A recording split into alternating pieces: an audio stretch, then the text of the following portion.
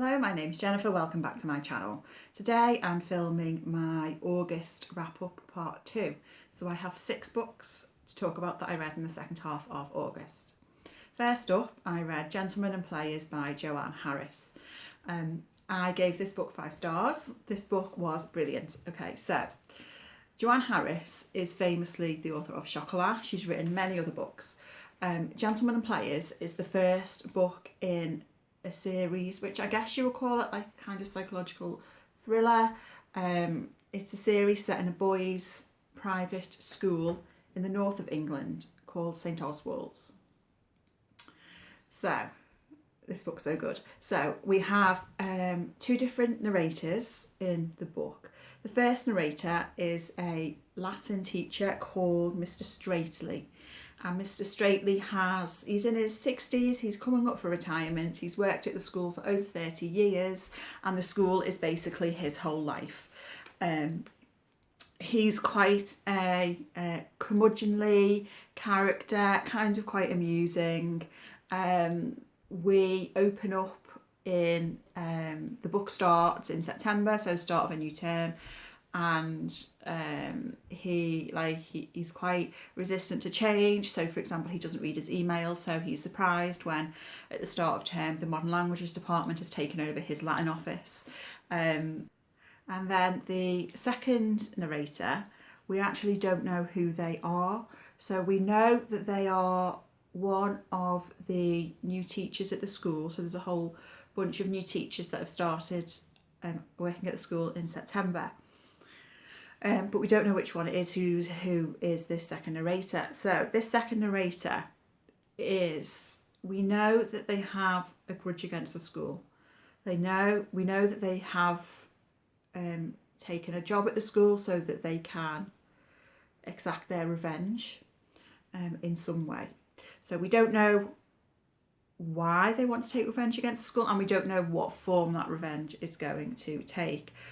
When we hear from this second narrator, we get flashbacks from their point of view to their childhood, growing up, their relationship with the school, their family's relationship with the school, and it's quite a slow.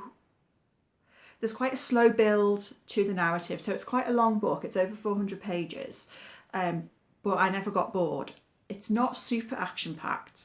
A lot of the book is setting the scene in the school, it's getting to know the characters, it's building the intrigue, it's hearing from the backstory, particularly of this sort of unnamed narrator. And there's a great sort of atmosphere of tension which is built up. So there are some mystery elements that become apparent throughout the story. I will say that I guessed part of the reveal. However, that did not spoil the book for me at all, and I did not guess other parts of the reveal. By the time I got to sort of the last section of the book, I was racing through it. It had me hooked.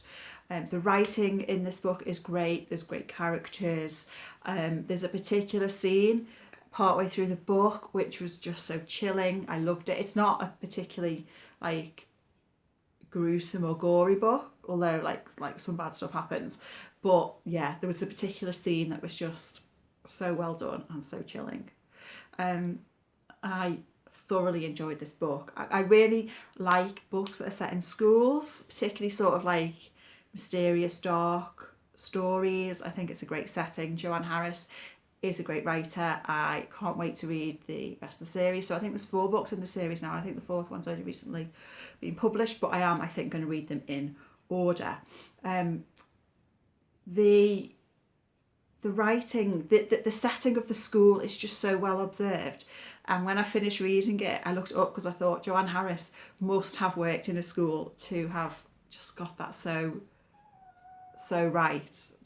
Yeah, so Joanne Harris, I looked this up after I finished reading it, and she did used to work as a teacher for about 15 years. She worked for most of that time in a boys' private school in Yorkshire. And there's a quote that I found online that she says, If I were to base my books on actual real life incidents encountered during my teaching career, the critics would scoff and refuse to believe that any such thing had happened. And yeah, I just think that's great. So yes, highly recommend, 5-star read. Okay, next up I read The Turnout by Megan Abbott. So, Megan Abbott is an American author who I think I've read 3 of her novels before. She writes mystery, psychological thrillers. Her books generally have a school setting. They usually have a teenage girl as the narrator, and they tend to have some sort of a sports element to them. So, for example, one of them revolved around a girls' cheerleading squad.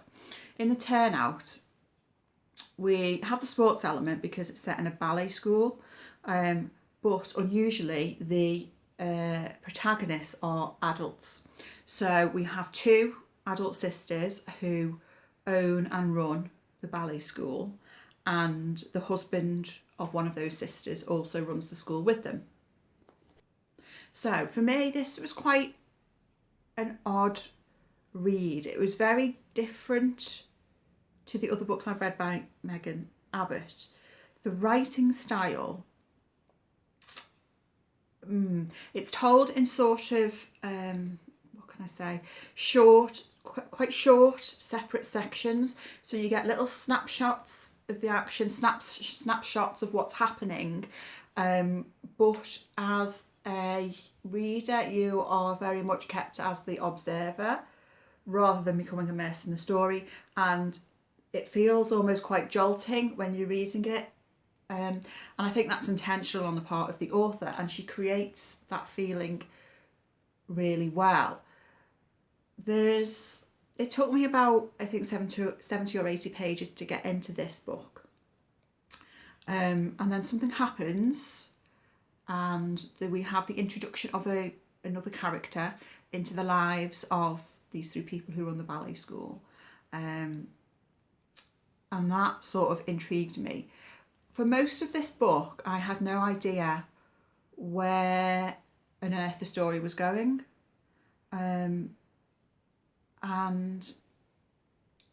there's a real sense of quiet unease in this book, that the author did a really good job of creating that atmosphere. I kind of spent a lot of the book with this sort of like face on, like everything was just a little bit odd and a bit off, intentionally so, I think. So, for example, the relationship between the 2 sisters, it's just kind of off a little bit. The husband and his relationship with them, again, just a little bit odd. And yeah, I mean, stuff becomes apparent as the novel sort of goes on. You get more of the sisters' backstory, and then sort of the final section, if you like, there is a bit more action and a bit more of, stuff happening. So I ended up giving this book 3 stars, which means I liked it. 3 stars is a good rating from me. But it's an odd one, and I kind of feel like this is either a brilliant book or it's a terrible book, and I couldn't quite decide which it was. I haven't seen many reviews of this yet because it only came out, I think, like a few months ago maybe. I think I was the first to get it out of the library. But it was an interesting read. Yeah, an odd one. The next book I read was Sorrowlands by Rivers Solomon. So, Sorrowlands is, I'd say, quite a special book and quite a unique book.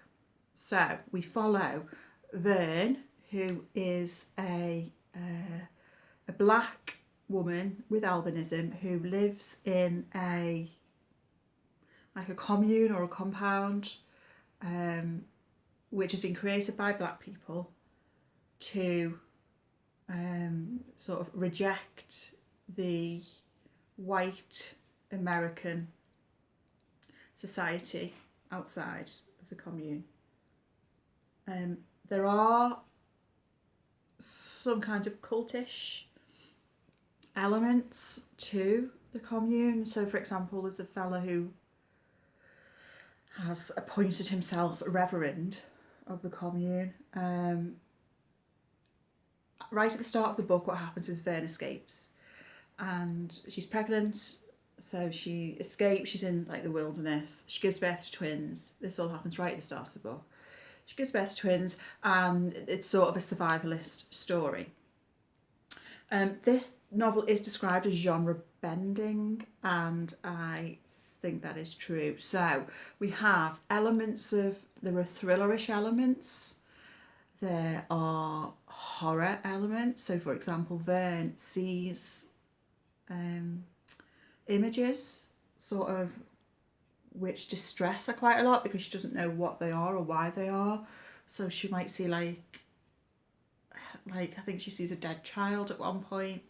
There's other people that she sees. She sees people who she has known as well previously in her life, and she doesn't know if they're appearing to her means that they're dead or not.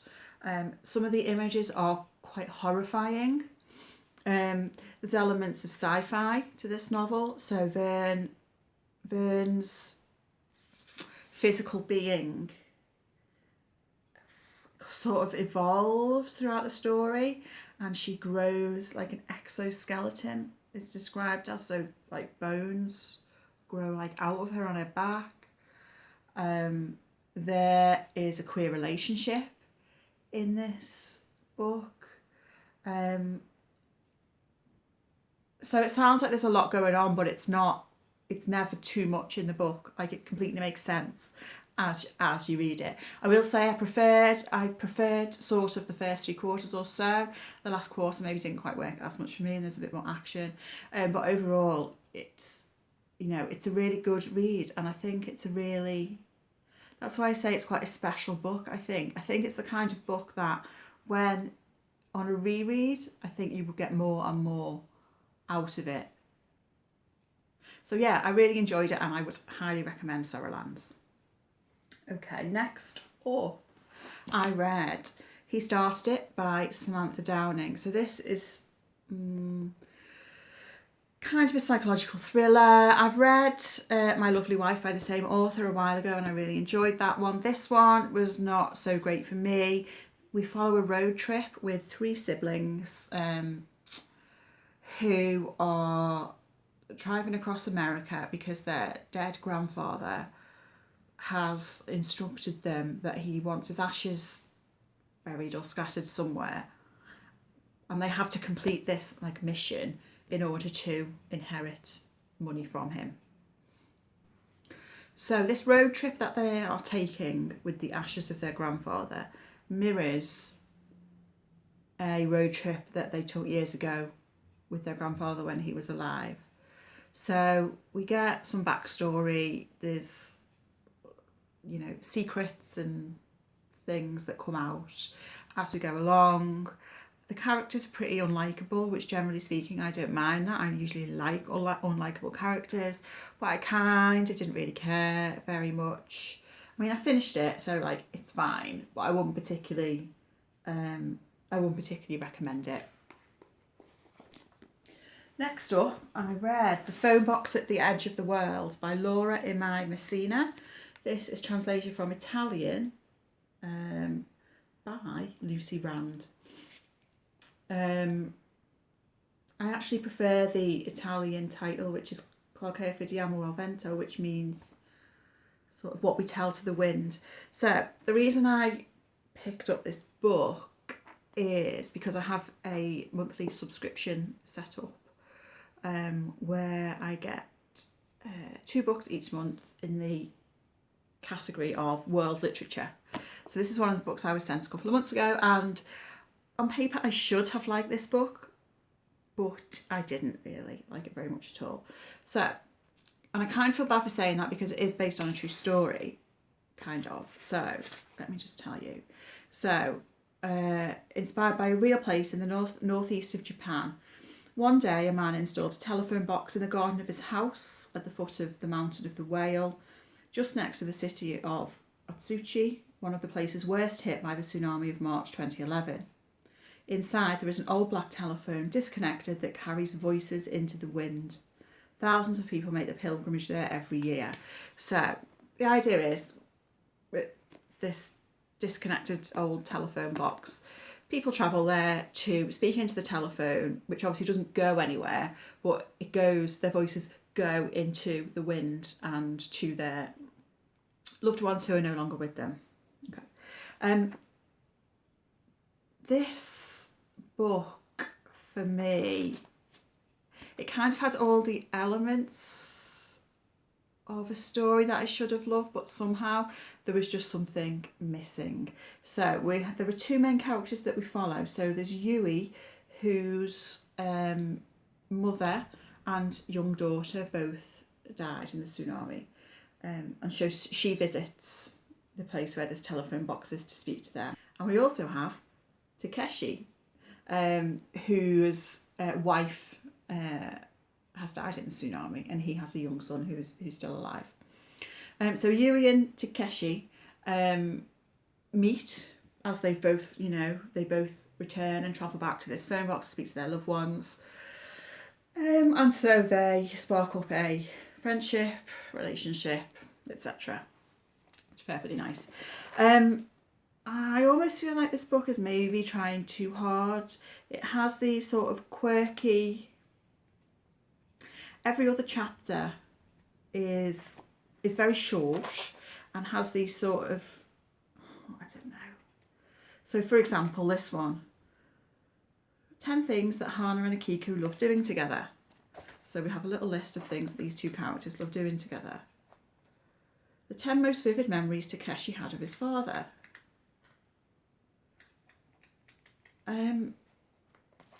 Yeah, it's just a bit... Shio's favourite passage from the Holy Bible. So, like, some of those little quirky bits kind of made sense, but some of them I just felt like they were irrelevant, unnecessary, and kind of gimmicky. So, yeah, I mean, I can kind of see why people like it, but for me it was just missing something. And the writing... It almost felt a bit too cliche, too sickly sweet. So for me, this missed the mark. And then the final book I read in August was How the One-Armed Sister Sweeps Her House by Cherie Jones. So this has been, as I'm sure you all know, shortlisted for this year's Women's Prize. This is the last of the Women's Prize shortlists that I had to read.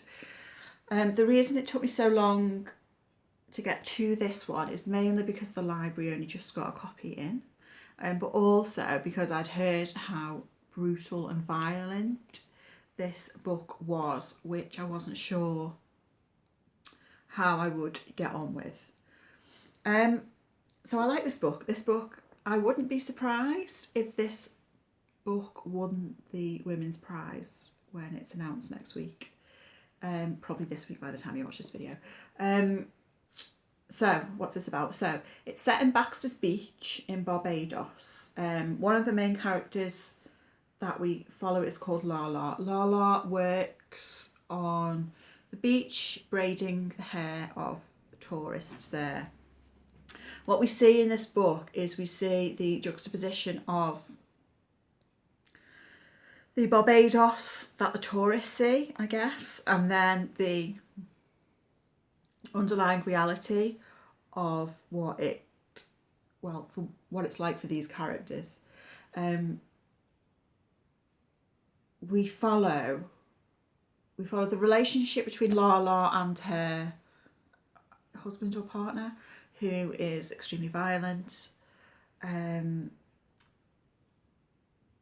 We see from the perspective of some of Lala's older relatives in their childhood, which, was violent, there's horrific things happened. And I would say this book is possibly the most harrowing book I've ever read. There was one point where I put it down and I was like, I don't know if I can keep reading this. But I did. What I had do was maybe read like a couple of chapters at a time and then pick up another book in the meantime, because this book is a lot. Yeah. So yeah, I wouldn't be surprised if this won the Women's Prize. I do think it's very, very good. I definitely liked it more than I thought I would, because I was unsure of how I would get on with this, but I think it's really well written. The characters are well developed, and you do get really immersed into the story, and especially because this is a debut novel, which I think is quite astounding, really. I do think this is a really good book. This isn't my favourite. So my favourite of the Women's Prize shortlist is Piranesi by Susanna Clarke. I love that book. That's one of my favourite books that I read last year. But in terms of what I think is going to win, I feel like it might be between this and No One Is Talking About This by Patricia Lockwood. And I like the Patricia Lockwood a lot, actually. So I'm going to say my money's on the Patricia Lockwood to win. I did think about doing a Women's Prize shortlist video, seeing as how I now have read them all. But then I thought, we don't need another video about the Women's Prize shortlist, do we? Because it feels like we've been waiting about 10 years to find out which book has won. So, yeah, we don't need another video. Okay, those are the 6 books that I read in the second half of August. Thank you so much for watching. I hope you're all doing well. Let me know down below what was your favourite book that you read in August, and I'll speak to you all again soon. Bye!